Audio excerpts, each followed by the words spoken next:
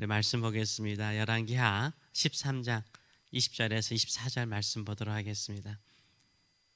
엘리사가 죽으니 그를 장사하였고 해가 바뀜에 모압 도적대들이 그 땅에 온지라. 마침 사람을 장사하는 자들이 그 도적대를 보고 그의 시체를 엘리사의 묘실에 들어 던짐에 시체가 엘리사의 뼈에 닿자 곧 회생하여 일어섰더라. 여호아스 왕의 시대에 아람 왕 하사엘이 항상 이스라엘을 학대하였으나 여호와께서 아브람과 이삭과 야곱과 더불어 세우신 언약 때문에 이스라엘에게 은혜를 베풀며 그들을 불쌍히 여기시며 돌보사 멸하기를 즐겨하지 아니하시고 이때까지 자기 앞에서 쫓아내지 아니하셨더라. 아멘.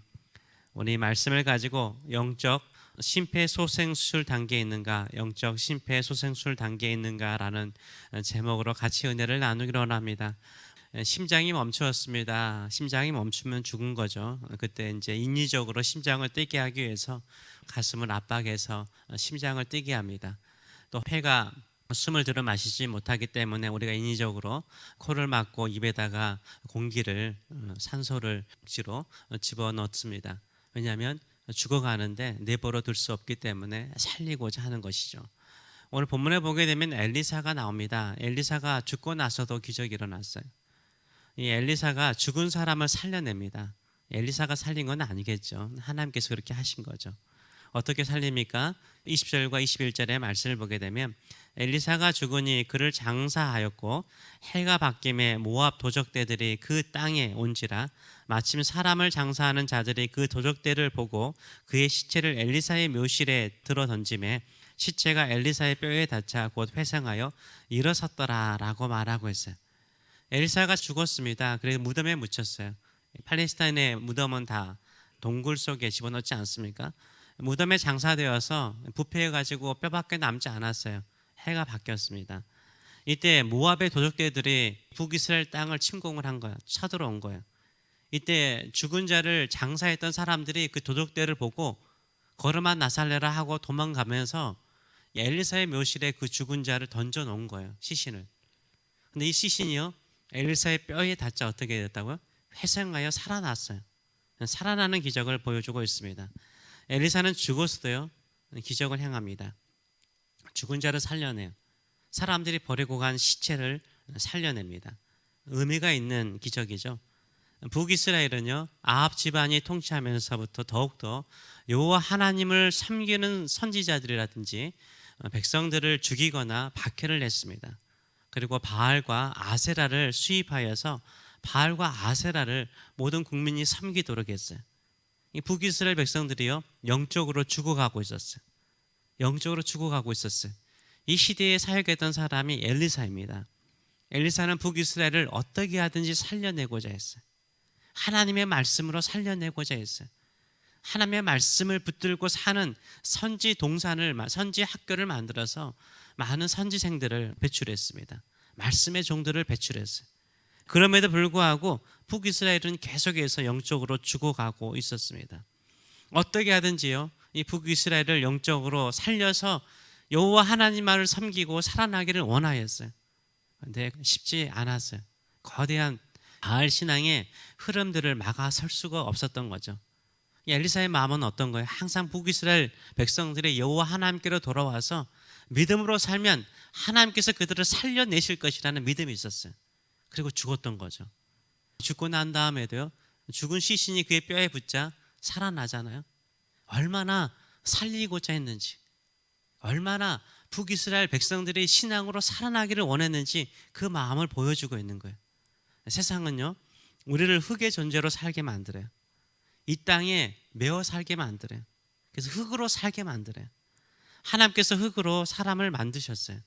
그렇지만 흙으로 끝나지 않았죠. 거기에 생기를 불어넣어서 생명, 살아있는 존재로 만드셨어요. 하나님의 형상을 가지고 있는 살아있는 존재로 만드셨어요. 그런데 사탄과 세상은요, 우리를 흙으로 살게 만들어요. 이 땅의 흙처럼 그냥 이 땅에 매어 살게 만드는 거예요. 이 땅의 욕망을 위해서, 이 땅의 가치관을 위해서 살게 만드는 거죠. 그러다가요, 다시 흙으로 사라지게 만들어요. 영적인 존재로 살게 만드는 것이 아니라 이 땅에 매여서 흙의 사람으로 살게 만드는 거예요. 그래서 세상 사람들은요, 열심히 살아요. 진짜 열심히 살아요. 왜 그렇게 바쁜지 열심히 살아요. 열심히 사는데요, 죽어가요. 나이가 들면 들어갈수록 더 죽어가요. 나이가 들면 들수록요, 뭐가 돼요? 꿈도 사라져요. 열정도 사라져요. 사명도 사라져요. 그저 노년이 되면은 병이 없이 평안히 죽기를 기다려요. 그래서 은퇴하고 난 다음에 어디 여행을 가거나 인생을 즐길 생각을 하죠. 그런 계획을 잡아요.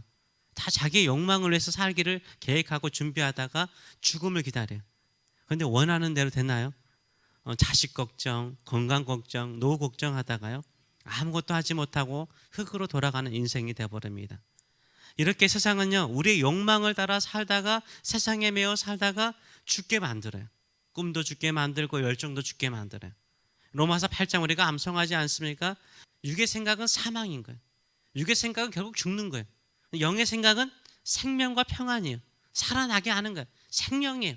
마음의 평안함을 주는 줄 믿습니다. 이렇게 영에 속한 사람, 성령에 속한 사람, 여호와 하나님만을 섬기고 우리 주 예수 그리스도만을 섬기시는 저와 여러분 되시길 축원합니다. 그래서 예수님을 만나는 사람이요, 성령을 통해서 거듭난 사람은요, 살아나요. 살아나는 거예요. 죽은 시신 것 같았던, 영적으로 죽었던 우리가 예수님을 만나면 살아나는 거예요. 기도하면 살아나는 거예요. 꿈도 살아나고요, 열정도 살아나고요, 소망도 살아나고요, 사명감도 살아나요. 하나님의 뜻을 위해서 살고자 하는 열정이 생기는 거예요. 나이가 들면 들수록요, 나는 이제 은퇴하겠다는 마음보다는 더 열심히 기도하며 살겠다, 더 열심히 말씀을 읽으면서 그 말씀의 단맛을 나의 자녀들에게, 주변 사람들에게 전하며 살겠다, 주어진 시간을 가지고 선교지에 다니면서 열심히 선교하며 살겠다, 더 부지런히 살겠다, 이런 열정이 살아나요. 죽기를 기다리며 살지 않아요. 주님이 주시는, 하나님이 주시는 그 꿈을 위해서 열정을 가지고 살려고 그래요. 그러니까 어떻게 해요? 더 건강해지는 거예요. 꿈이 없는 사람이 일찍 늙어버리잖아요. 열정이 있고 뭔가 새로운 것을 시도하고 도전하는 사람이요, 살아나는 거예요. 하나님을 위해서 귀하게 쓰임받는 놀라운 역사가 일어나는 줄 믿습니다. 아브라함의 75세, 우리 75세 된 심은 여기 없잖아요. 75세에 하나님의 부르심을 받아서 가나안 땅에 와서 정말 열정적인 인생을 노년에 살았어요. 모세는요 80세예요. 하나님의 부르심을 받아서 애굽에서 노예 생활하는 이스라엘 백성들을 구원하는 말년의 인생을 살았어요. 하나님을 만난 사람은요, 나이가 들면 들수록 꿈이 생기는 거예요. 살아나는 놀라운 역사가 일어나는 줄 믿습니다. 우리도 육에 속한 사람이 아니라 흙의 인생으로 하나님의 근심거리가 되는 사람이 아니라 늘 하나님을 가까이 하고 말씀을 듣고 나의 꿈과 나의 열정과 나의 믿음을 살려내시는 저와 여러분 되시길 축원합니다. 그런데요, 이 북이스라엘 사람들은요, 죽어가고 있었어요. 죽어가고 있었어요. 엘리사가 죽어서라도 자신의 뼈에 닿기만 하면은 죽은 시신도 살아날 수 있다는 거예요. 하나님의 손에 닿기만 하면 하나님이 다 살리실 줄 믿습니다. 이런 믿음을 가지고 살아가시는 저와 여러분 되시길 축원합니다. 그래서 23절 말씀은 정리를 해주죠. 여호와께서 아브람과 이삭과 야곱과 더불어 세우신 언약 때문에 이스라엘에게 은혜를 베풀며 그들을 불쌍히 여기시며 돌보사 멸하기를 즐겨 아니하시고 이때까지 자기 앞에서 쫓아내지 아니하셨더라라고 말씀하고 있어요. 이게 뭐예요? 북이스라엘 사람들이요, 믿음으로 잘 살아서 그 땅에 평안이 있었던 건 아니라는 거예요. 오히려 그들은 계속해서 하나님께 버림받을 수 있는, 하나님이 멸하실 수 있는 수많은 순간순간들이 있었던 거죠. 누구 때문에요? 아브람과 이삭과 야곱과 한 하나님의 언약 때문에, 약속 때문에 그들을 멸하거나 쫓아내지 않았다는 거예요.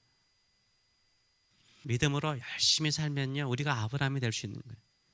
우리가 나그네 인생을 사는 것처럼 야곱과 이삭처럼 살지라도요, 하나님께서 약속 붙들고 사는 사람들에게 그들의 약속 때문에 은혜를 입는 줄 믿습니다.